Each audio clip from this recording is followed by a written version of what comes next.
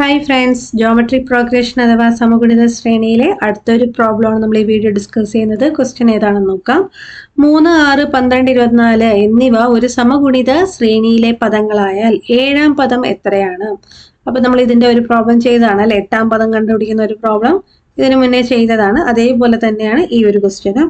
അപ്പൊ എന്നാം പദം കാണാൻ പറഞ്ഞാൽ ഫോർമുല എന്താണ്? a into r raised to n minus 1. ഇവിടെ a എന്ന് പറയുന്നത് ആദ്യ പദമാണ്, ഫസ്റ്റ് ടേം. ഓക്കെ അല്ലെ. r എന്ന് പറയുന്നത് കോമൺ റേഷ്യോ ആണ് അല്ലെങ്കിൽ പൊതുഗുണിതം. n എന്ന് പറയുന്നത് ഇവിടെ എത്രാമത്തെ പദമാണോ നമ്മളോട് ചോദിച്ചിരിക്കുന്നത് അത് വേണം n ആയിട്ട് എഴുതാനായിട്ട്.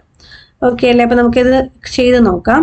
അപ്പൊ ഇവിടെ ആദ്യമേ തന്നെ നമുക്ക് a എന്താണ്, r എന്താണ്, പിന്നെ ഏതാ n എന്താണെന്നുള്ളത് എഴുതാം.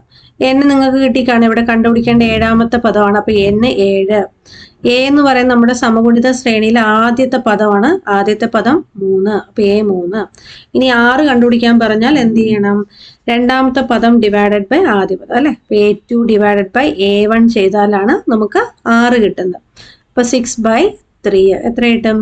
2 അല്ലേ. 3 into 2 ആണ് 6. അപ്പൊ 2 എന്ന് കിട്ടും. ഇനി നമ്മുടെ ഫോർമുല അപ്ലൈ ചെയ്യാം.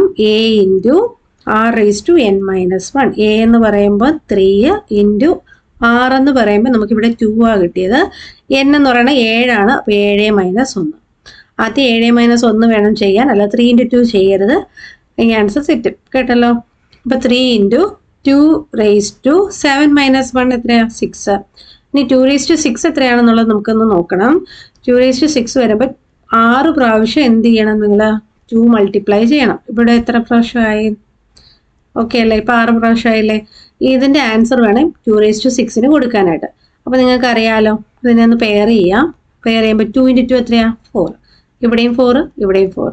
അപ്പൊ 4 into 4 into 4 എത്രയാ? 64 അല്ലേ. അത് ചെയ്ത് നോക്കുക. 4 into 4 16, 16 into 4 ചെയ്യുമ്പോൾ 64, അല്ലെങ്കിൽ 4 cube 64 എന്ന് പഠിച്ചു വെക്കാം. അങ്ങനെയാണെങ്കിൽ നിങ്ങൾക്ക് ഈസി ആയിട്ട് സ്പീഡ് ചെയ്യാനായിട്ട് പറ്റും.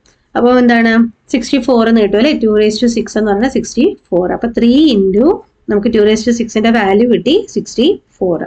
3 into 64 ചെയ്യുമ്പോൾ കിട്ടുന്നത് 192. ഓക്കെ അല്ലേ. നമ്മുടെ ഓപ്ഷൻ ബി ആണ് ഇവിടെ ആൻസർ ആയിട്ട് വരിക. അപ്പോൾ ക്ലിയർ ആയോ? അപ്പോൾ നിങ്ങൾക്ക് ഇഷ്ടപ്പെട്ട ലൈക്ക് ചെയ്യുക, നിങ്ങളുടെ ഫ്രണ്ട്സിനൊക്കെ ഷെയർ ചെയ്ത് കൊടുക്കുക, നമ്മുടെ ചാനൽ സബ്സ്ക്രൈബ് ചെയ്യുക. Thank you.